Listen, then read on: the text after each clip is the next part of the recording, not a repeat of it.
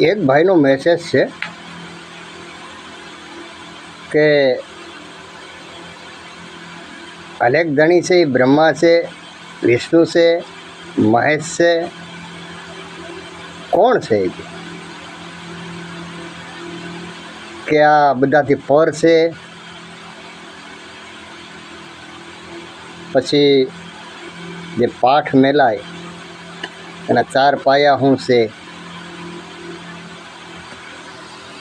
વાતું મંથન કરો તો મળે. જે લોકો ઈશ્વરને ગોતી રહ્યા છે ને એ અલેખ ધણી, અલેખ છે એનો એક ધણી માથે બેઠો છે એની વાત થઈ રહી છે.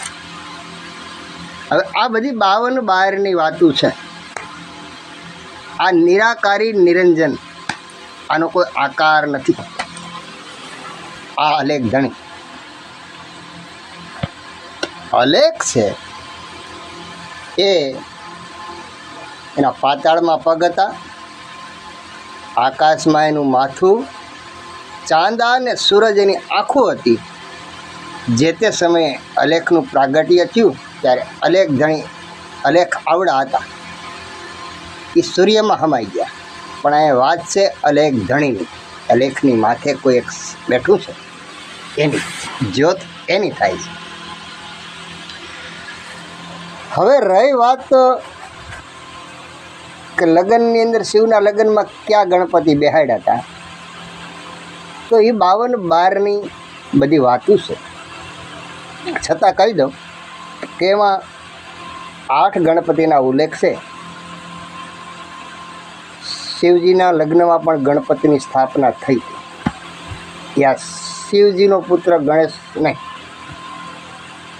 પછી રહી વાત તમારા જે પાટલાના 4 પાયાની, તો જ્યારે શિવજીનો પુત્ર ગણપતિ માતા પાર્વતીએ એના મહેલમાંથી ઉત્પન્ન કર્યા અને બધા ગણોનો પતિ બનાવ્યો, સેનાપતિ બનાવ્યો, એટલે ગણપતિનું પ્રાગટ્ય કર્યું, ત્યારે શિવ આવ્યા અને એનું માથું કાપી નાખ્યું. તે સમયે રુદન કરવા માંડ્યા માતાજી.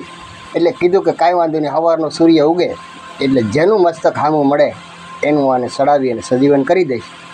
ત્યારે ત્રિશૂળ છોડ્યું અને હાથીનું મસ્તક સામું મળ્યો. હાથી એનું મસ્તક કાપી નાખ્યું અને એ મસ્તક આ શિવજીના પુત્ર જે ગણપતિ હતા એને સડાવી. અને પ્રથમ એની સ્થાપના થાય અને બધા દેવી દેવતાના પૂજન પહેલાં ગણપતિનું પૂજન થાય. એવા વરદાન આપ્યા. પણ પછી જે એનું જે મસ્તક હતું, અહીંયા તો હાથીનું માથું ચડાવી દીધું. હવે રિયલ મસ્તક હતું એનું શું થયું? તો કે જે રિયલ મસ્તક છે, આજે આપણે જ્યારે બાજવટ માંડીએ અને એની અંદર જે કળશને શ્રીફળ મેળીએ ને એ એનું રિયલી માથું છે. અને જે બાજોટ છે 4 પાયારો, એ જે હાથીનું જે મસ્તક હતું એ તો ગણપતિને ચડાવી દીધું. હવે ધડ વધ્યું હતું. એ ધડ છે એ પાટલો છે. આજે આપણે જે પાટલો મેલીએ છીએ એ ધડ છે અને એની માથે જે કળશને શ્રીફળ મેલીએ છીએ એ શિવજીના પુત્ર ગણપતિ બાપાનું માથું છે. એટલે આનું પૂજન થાય છે. અને રિયલ ગણપતિ જે કુંડવાળા, જેને શિવજીએ હાથીનું મસ્તક ચડાવ્યું, એની પણ પ્રથમ પૂજા થાય છે. તો આવી મંથન કરો તો મળે. આવી ઘણી વાતો છે. અને જે આ 52 જે વાતો કબીર કહી ગયા, સાંઈ કહી ગયા, બધા ધર્મના લોકો કહે છે કોઈ છે, ભગવાન એક જ છે, એ જ આ અલેખ ધણી. અલેખની માથે કોઈ એક ધણી બેઠો છે એની વાત છે.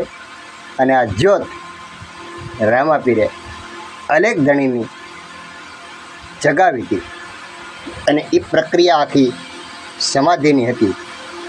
એ નહીં સમજાય તો આગળ વાત કરશું કે એ 9 જે અંદર ખંડ પુરુષ એ સેના છે. આ તો સત્ય સમજવાની વાતું છે, નિગમની વાતું છે. જો કોઈ મંથન કરવાવાળો સામો મળે, જાણકાર મળે અને જાણવાની જિજ્ઞાસુવાળા મળે તો આમાં મંથન કરીએ તો મળે. હર હર મહાદેવ. જય અલેખ ધણી.